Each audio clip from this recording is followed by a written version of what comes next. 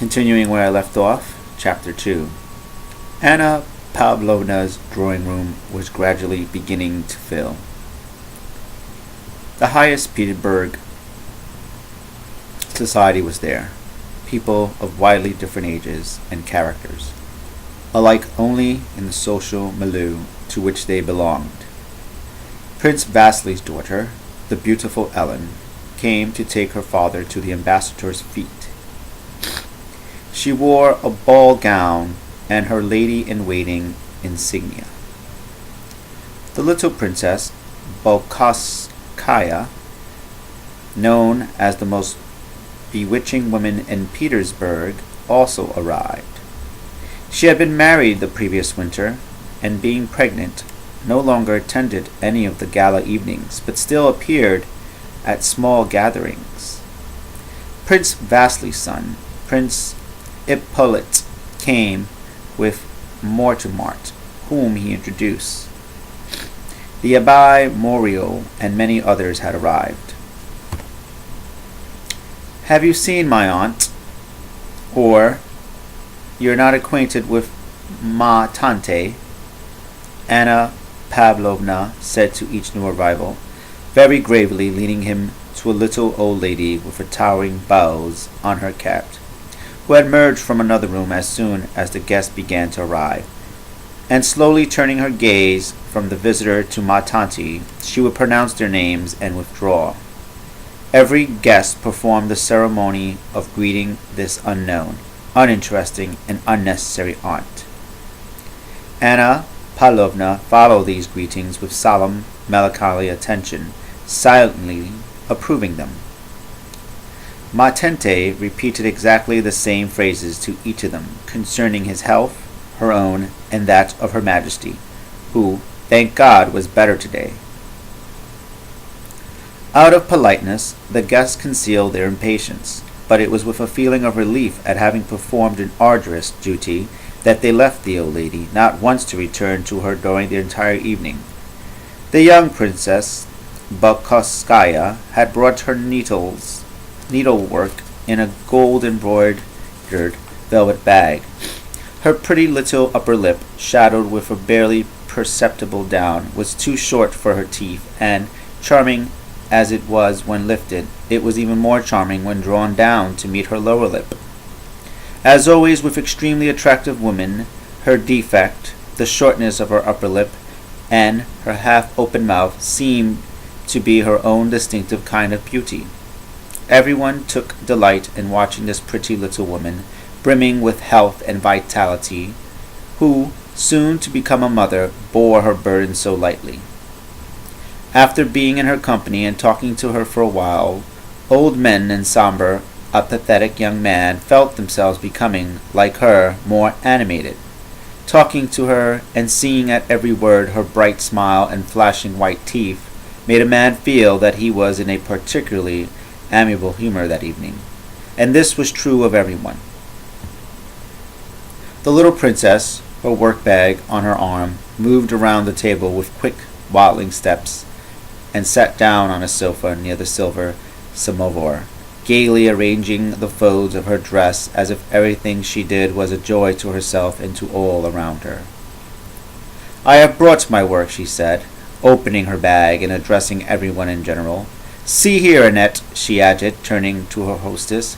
"I hope you haven't played a trick on me. You wrote that it was to be un tout petit soirée, and you see how I am got up." She held out her arms to show her exquisite laced trim grey dress girdled with a wide ribbon just below the breast. "Don't worry, Lisa. You'll always be the prettiest," replied Anna Pavlovna. "You know, my husband is deserting me," continued the princess, addressing a general in the same tone, and, as always, in French. "He's going off to get himself killed. Tell me, why this dreadful war?" she said to Prince Vasili, and without waiting for an answer, turned to his daughter, the beautiful Ellen. "Qu'il est délicieux, persona que c'était petit princesse," Prince Vasili said to Anna Pavlovna in an undertone. One of the next arrivals was a stout, heavily built young man with close cropped hair and spectacles, wearing the light-colored breeches fashionable at the time, a bright brown dress coat, and a high jabot. This stout young man was the illegitimate son of Count Busukov, a celebrated grandee of the Empress Catherine's time, who now lay dying in Moscow. Having just returned from abroad, where he had been educated, Pierre had not yet entered any branch of government service, and this was his first appearance in society. Anna Pavlovna greeted him with the nod she accorded the very lowest rank in the hierarchy of her saloon. But despite this minimal greeting, when she saw Pierre enter the room, a look of uneasiness and fear came over her face, as at the sight of something monstrous and alien to the place. While he was indeed somewhat bigger than any of the other men in the room, her anxiety could only be ascribed to his intelligent, observant, though shy, and very natural look, which distinguished him from everyone else in that drawing-room. "It's very kind of you, Monsieur Pierre, to come and visit a poor invalid," said Anna Pavlovna, exchanging a look of dismay with her aunt, to whom she was leading him. Pierre mumbled something unintelligible and continued searching the room with his eyes. As he went toward the aunt, he bowed to the little princess, beaming with delight, as if she was a close friend. Anna Pavlovna's fear proved to be justified, for Pierre walked away from the aunt without waiting to hear her speech about Majesty's health. Appalled, Anna Pavlovna detained him with a question. "Do you know the Abbé Morio? He is a most interesting man." "Yes, I have heard of his plan for a permanent peace. It's very interesting, but hardly practicable." "You think not?" Anna Pavlovna rejoined, simply to say something and return to her duties as hostess. But Pierre now committed a further act of discourtesy. Having left a lady before she had finished speaking to him, he now detained one who was trying to get away from him. With lower head, his big feet planted far apart, he commenced explaining to Anna Pavlovna why he considered the Abbé's plan visionary. "We'll talk about it later," said Anna Pavlovna with a smile. And having got rid of this young man who did not know how to behave, she returned to her duties as hostess, listening, carefully watching, ready to give aid at any point where conversation flagged. Just as the foreman of a spinning mill, once he has set the hands to work, walks through the factory, and when he notices any stoppage, any accustomed creak or rattle of a spindle, quickly checks its actions or sets it going. So Anna Pavlovna moved about her drawing-room, approaching now a group that had fallen silent, now one where the talk was immoderately loud, and by a word or some slight rearrangement set the conversation machine in steady, proper motion. Among these cares, her anxiety about Pierre was particularly noticeable. She kept an anxious watch on him as he approached the group around Mortemart to listen to what was being said there, and afterward, when he moved to another group where the Abbé Moreau was talking. Pierre had been educated abroad, and this soiree of Anna Pavlovna was the first he had ever attended in Russia. He knew that all the intelligentsia of Petersburg was assembled there, and, like a child in a toy shop, he was dazzled and continually fearful of missing any clever conversation there was to be heard. Observing the self-confident, genteel expressions of those present, he kept expecting to hear something especially clever. At last he went up to Morio. The conversation seemed to be interesting, and he remained there, waiting for an opportunity to express his own ideas, as young people are so fond of doing. Chapter 3. Anna Pavlovna's soiree was in full swing. The spindles hummed steadily and ceaselessly on all sides, with the exception of Ma Tante and her sole companion, an elderly lady with a plaintive, careworn face, who looked rather out of place in this brilliant society.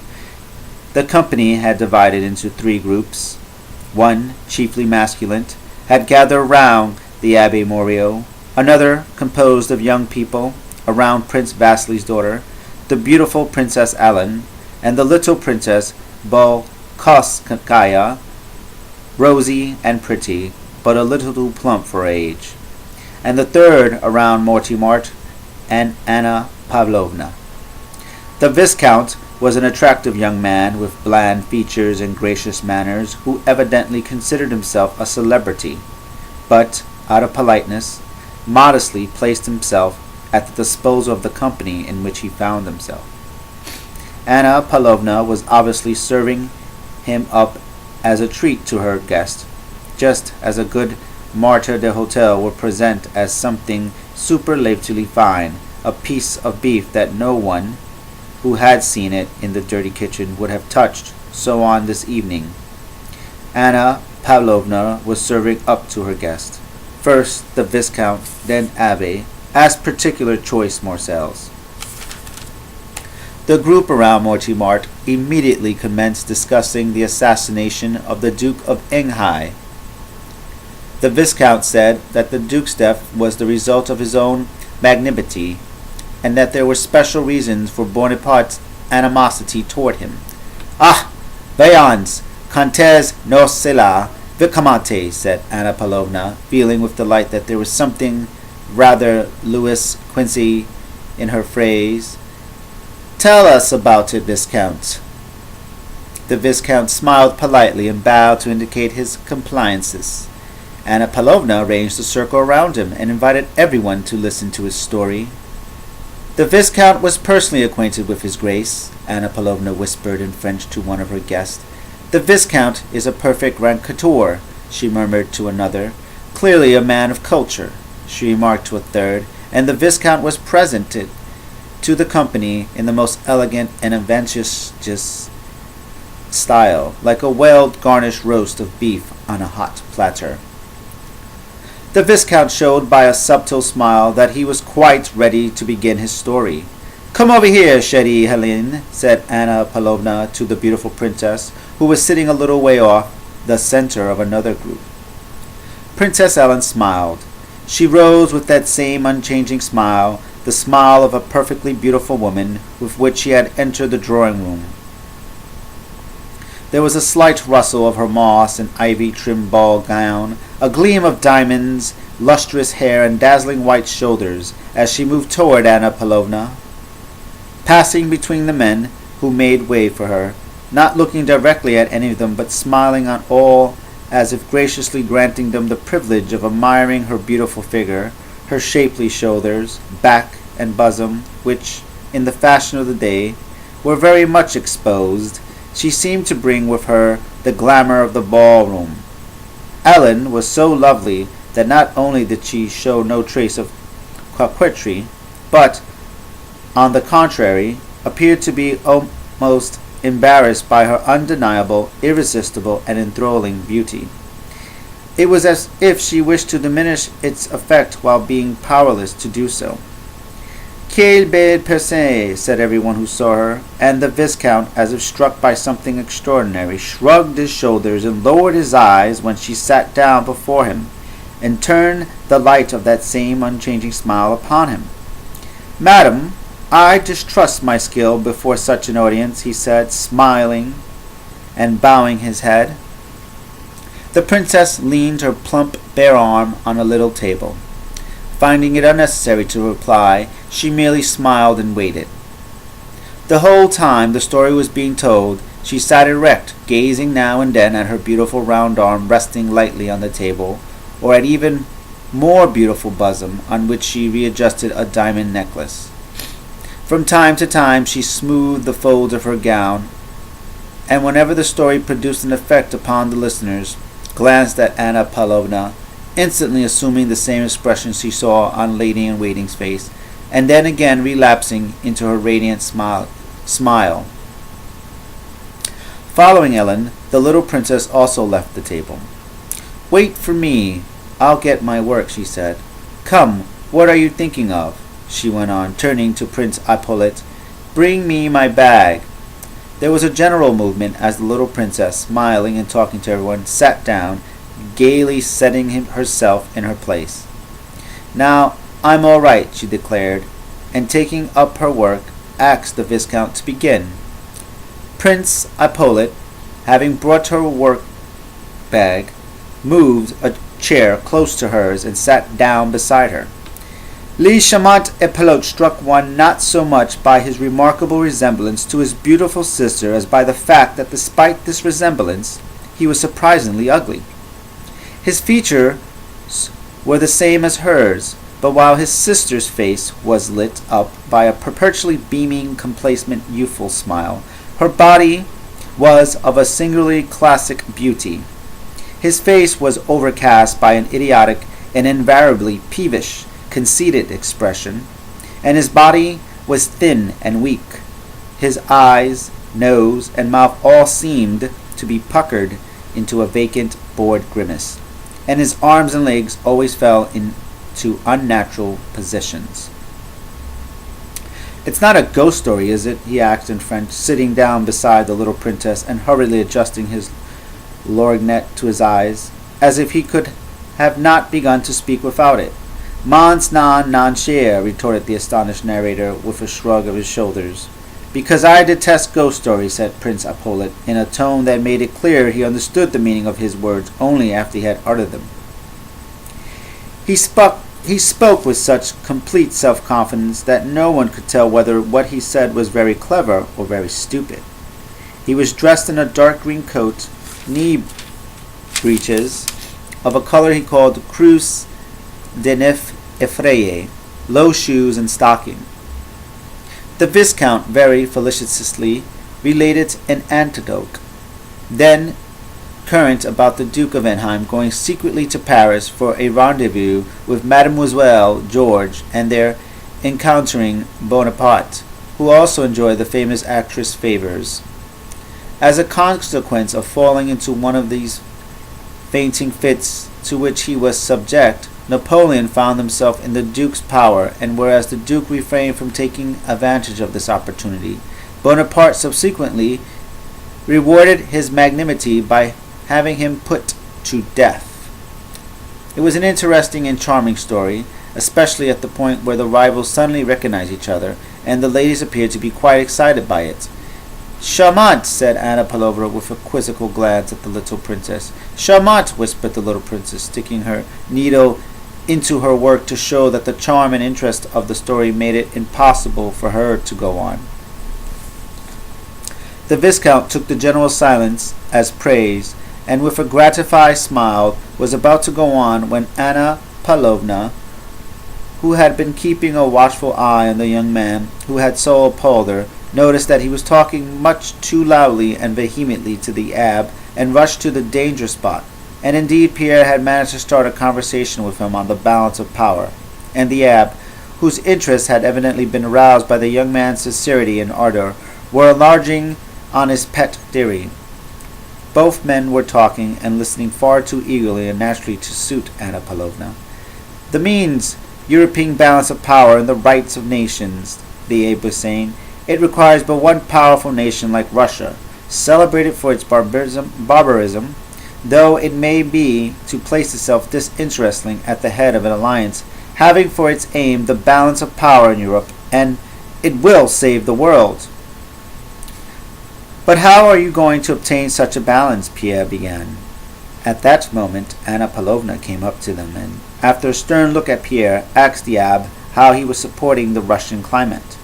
The Italian's face instantly changed and took on an offensively hypocritical and saturnine expression, which was evidently habitual to him when conversing with women. I have been so captivated by the dazzling wit and culture of society, especially that of the ladies, into which I have had the good fortune of being received, that I have not yet had time to think of the climate, he said. Anna Pavlovna, not letting the Abe and Pierre escape, now drew them into the general circle, where she could more easily keep them under her observation. Just then a new face appeared in the drawing-room. Prince Andrei Bolkonsky, Bolkonsky, the little princess's husband, had arrived. He was an extremely handsome young man of medium height with a clear-cut, impassive features. Everything about him, from his weary, jaded aspect to his slow, measured step, was in the sharpest contrast to his vivacious little wife. It was obvious that he not only knew everything in the drawing-room, but was so thoroughly bored with them that he found it tedious either to look at them or listen to them.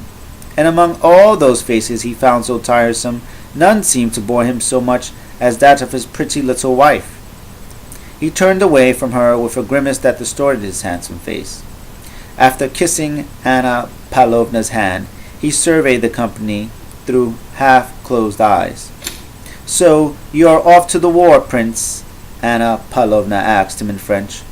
"General Kutuzov," replied Bolkonsky, assenting the last syllable of the name like a Frenchman, "has been so kind as to take me as an aide-de-camp.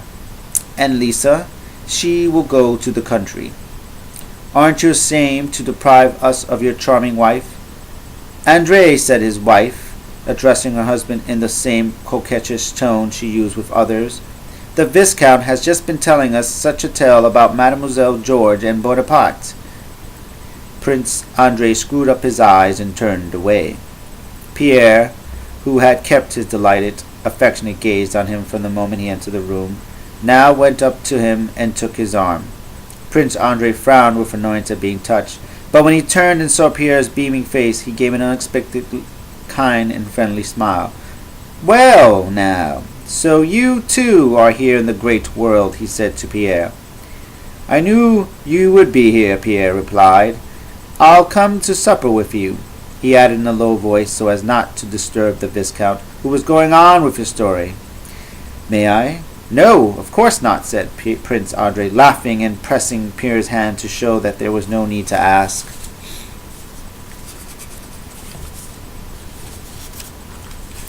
He was about to say something more, but at that moment Prince Vasily and his daughter got up to go, and gentlemen stood up to let them pass. "You must excuse me, my dear Viscount," said Prince Vasily to the Frenchman, affably holding him down by the sleeve to prevent him from getting up. "This unfortunate feat of an ambassador deprives me of a pleasure, and obliges me to interrupt you.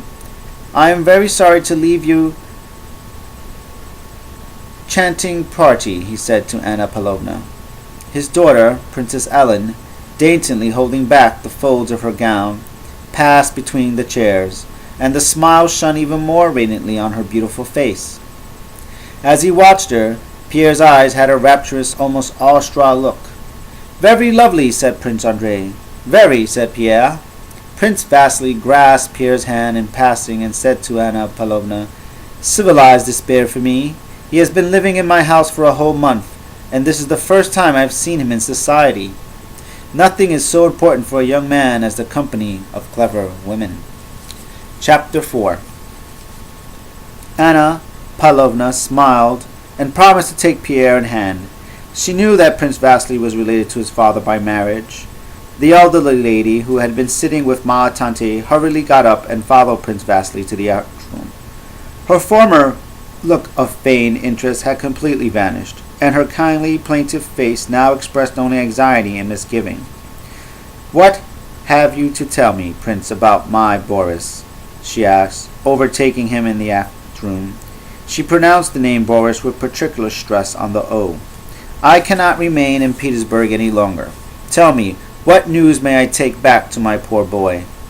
Despite the fact that Prince Vasily listened to her with a reluctance bordering on discourtesy and made no attempt to conceal his impatience, she gave him a sweet, pathetic smile and took his hand to keep him from leaving. "It would cost you nothing to say a word to the Emperor, and he would be transferred to the Guards at once," she pleaded. "Believe me, Princess, I shall do all I can," replied Prince Vasily, "but it is not easy for me to ask the Emperor. I should advise you to apply to Rumny Yastativ through Prince Golitsin. That would be wisest." The elderly lady was a princess, Drubetskaya, who belonged to one of the best families in Russia, but, being poor and having long been out of society, had lost her former connections. She had come to Petersburg to procure an appointment to the Guards for her only son. It was for the sole purpose of seeing Prince Vasily that she had obtained an invitation to Anna Pavlovna's soiree. For this alone had she sat there listening to the Viscount's story. She was dismayed by Prince Vasily's words, and a look of resentment clouded her once beautiful face, but only for a moment. Then, smiling once more, she clutched his hand more firmly. "Listen to me, Prince," she said. "I have never asked you for anything before, and I never will again, and I have never reminded you of my father's friendship for you.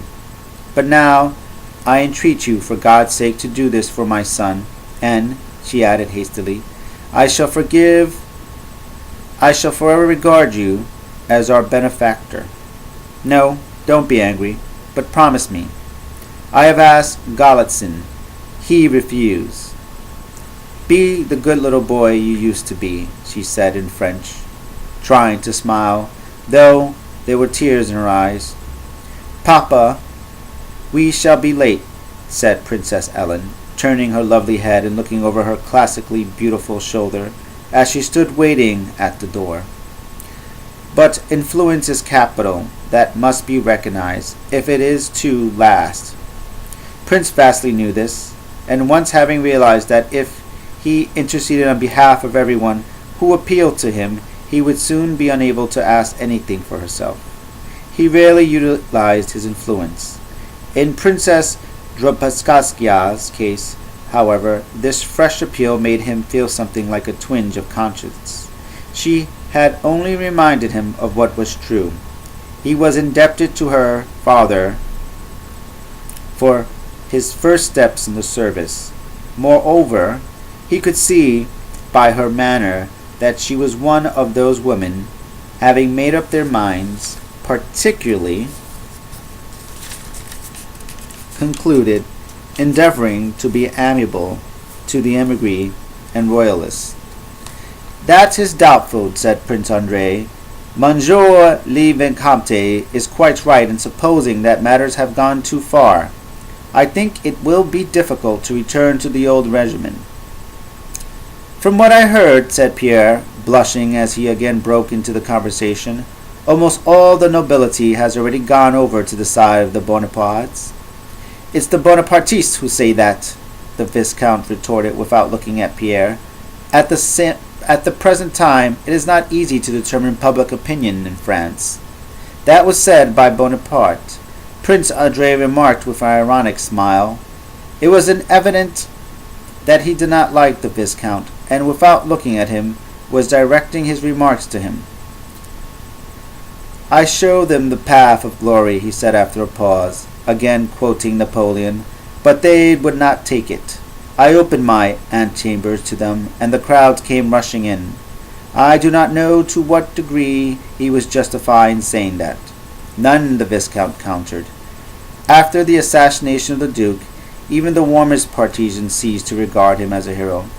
If to some people he had once been a hero," he said, turning to Anna Pavlovna, "since the assassination of the Duke, there has been one more martyred in heaven and one less hero on earth."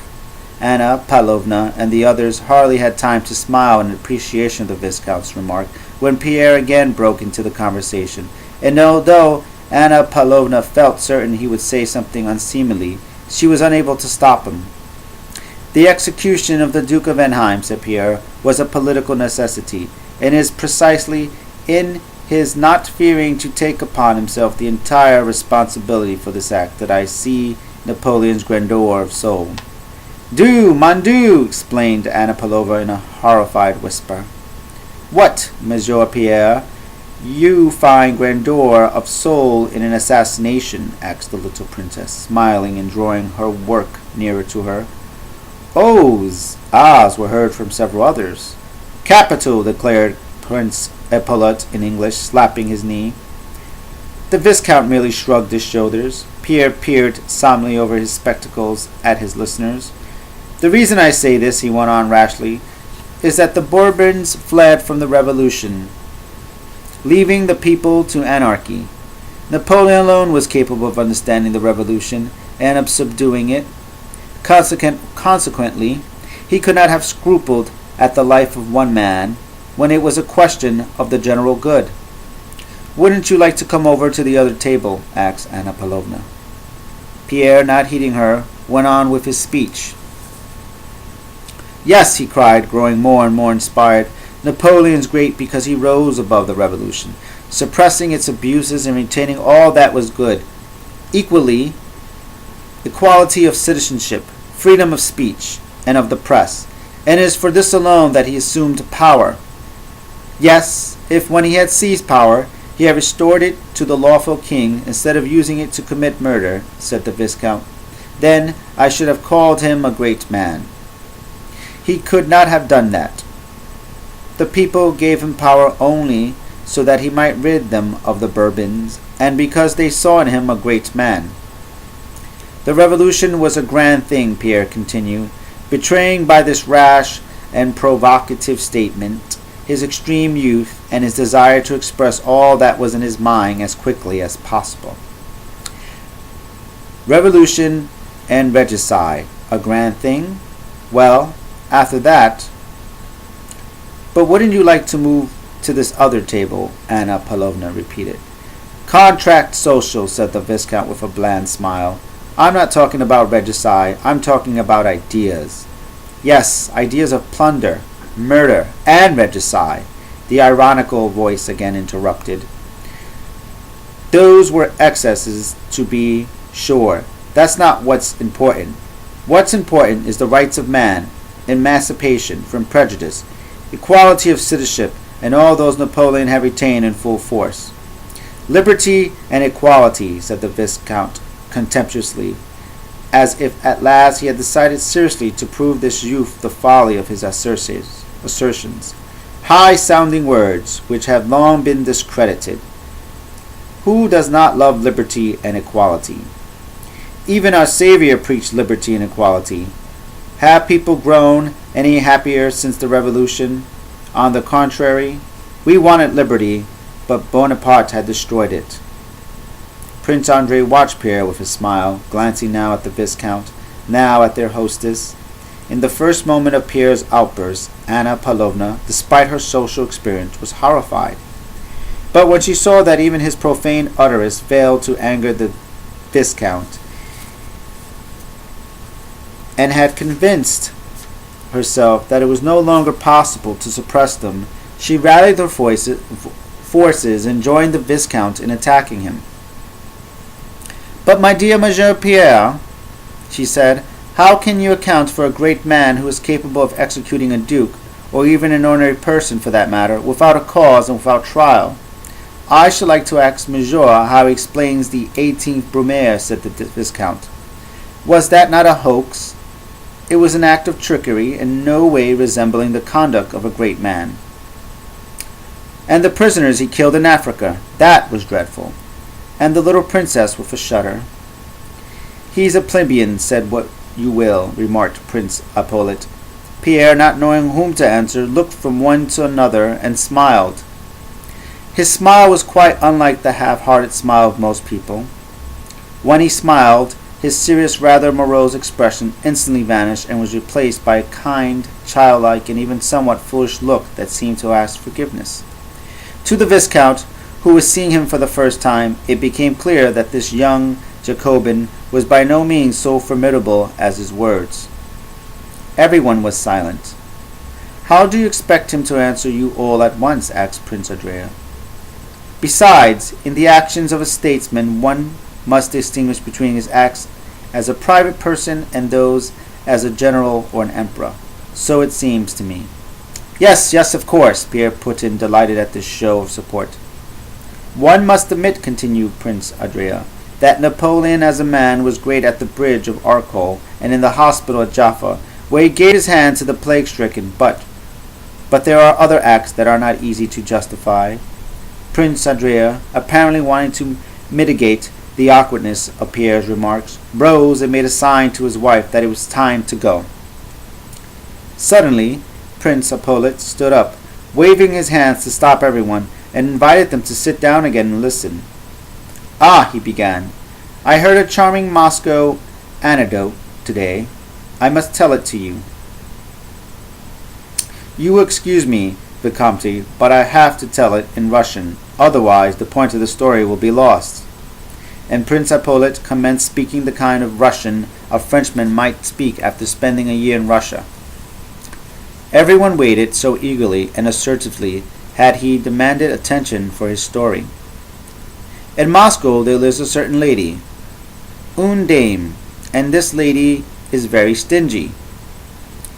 And she wanted to have 2 valets de pied standing behind her carriage, very tall ones. That was her taste. And she had a femme de chambre, also very tall. She said, Here Prince Hippolyte paused, apparently collecting his thoughts with difficulty. She said, Oh yes, she said, Girl, to the femme de chambre, put on a livery and get up behind the carriage and come with me while I fais des visites. At this point, Prince Hippolyte snickered and broke into a guffaw long before anyone else laughed, which produced a rather unfortunate impression on his listeners. Nevertheless, several of them, including Anna Pelona and the elderly lady, smiled. She drove off. Unexpectedly, a strong wind came up. The girl lost her hat. Her long hair fell down. No longer able to contain himself, he went on through loud gusts of laughter, and the whole town heard about it. And with this, the story ended, although both his reason for telling it and for telling it in Russian were incomprehensible. Anna Pavlovna and the others appreciated Prince Hippolyte's tact in so agreeably putting an end to Pierre's unwelcome outburst.